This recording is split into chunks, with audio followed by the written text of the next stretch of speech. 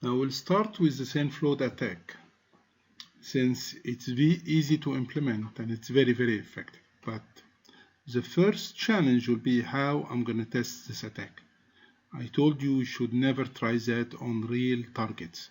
We need to have our own target. So we need to have a website or a web server to be able to test that. We have two different options here.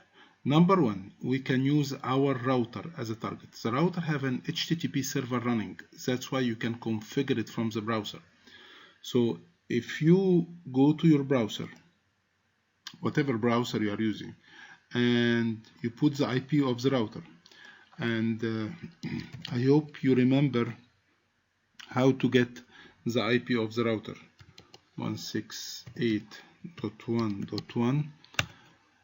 You'll be connecting to the router, and if you need to know how to get the router IP, you can go to the command line and type ipconfig, and your router should be the gateway. So one way for doing that, it's to, so if we go to the command line, cmd, and we type ipconfig, and since I'm connected through the wireless, so it should be the wireless connection. Here you go. It's 192.168.1.1. This is one way for doing that. The second way to prepare a victim or to prepare a target to test on is to open one of the Linux virtual machine. I'm going to use the GTRAC, but concept apply on anything. So when you open the GTRAC, you have inside the, now as you notice, the IP of GTRAC is 192.168.95.129. So you can go here and you can go to let's see, we can go to services, and you're going to find Apache, and you can click on Apache Start, and this will start in HTTP server, a web server on this machine.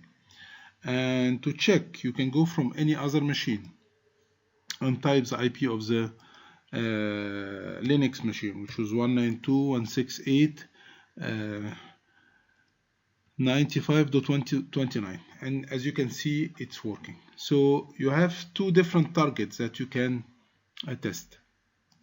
I'll take the router. I know that my family gonna scream that I'm gonna crash the router, but no problem will happen. Actually, once you restart the router, it will be working fine, or even once you stop the attack, it will be working fine. So the router page is here,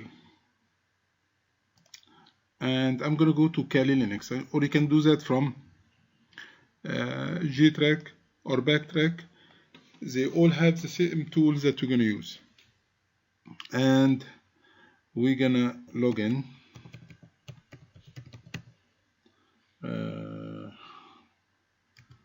Okay, now the tool that we're gonna use is called HPing3.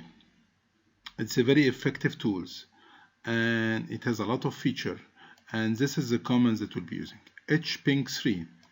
And before using the command HPing3, you can check the options that you have, and it will be a very good feature, or a very good technique to keep trying the different kind of flag to be sent. I mean, you're going to do a SendFloat, you can send HTTP requests, you can send ping, you can send, so it has a huge amount of option. And believe me, eventually you'll be able to crash the website, because you will not find a website that has a control or has a countermeasure for all kinds of attack. It will be priceless.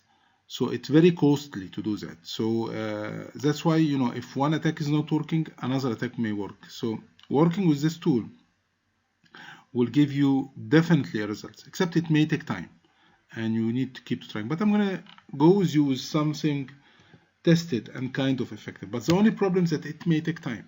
So sometimes it takes like 30 minutes, 45 minutes.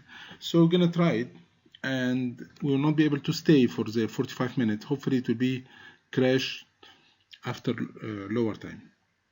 So the command is ping 3, then ping 3 minus I, and then minus U100. Minus U100, it's the U100. It's the time interval between each request that will be sent to the server.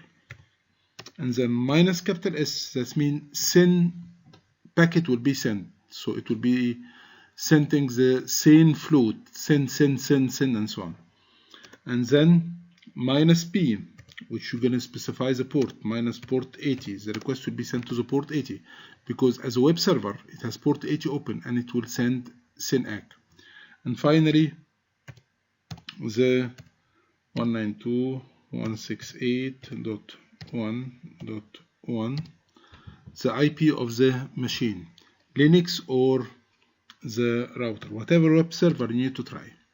So then we can launch. As I told you, it will take a time, and you have from time to time to keep go and refresh the page until you get that the page cannot be found. That means the attack become effective. So how long it will take? It depends on the bandwidth, and it depends about the target that you are trying. It may take 30 minutes, it may take a couple of hours, it will take 5-6 hours. And usually, whoever implements such attack, they do not do that from their own machine. They will not launch those SYN from their own machine. They'll be doing that from a proxy server, from another machine. So they will hide their identity. But since we are doing that with an approval from the client, so we are not really worried about doing that from a proxy or after spoofing our identity. I'll keep it running. It may take a while, and as I told you, after a while you just need to refresh the page and you'll get an error that the page cannot be found. Let me see again.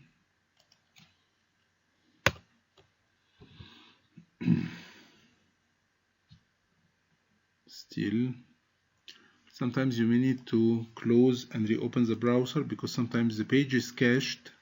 So he's not retrieving the page, just cached. And let's see, 192.168. Here you go.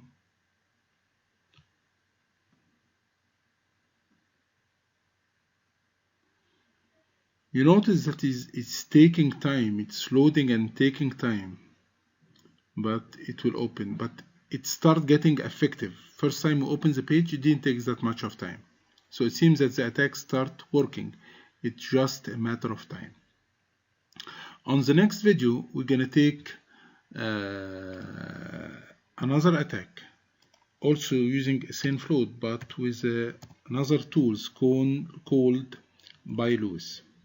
So on the next video, we're gonna repeat the technique, but the tools will be different. But from my point of view, the HPing3, it's an amazing tool. As I told you, you just need to get familiar with the tools and keep using different options and different features, and eventually, definitely 100%, you'll be able to crash the server.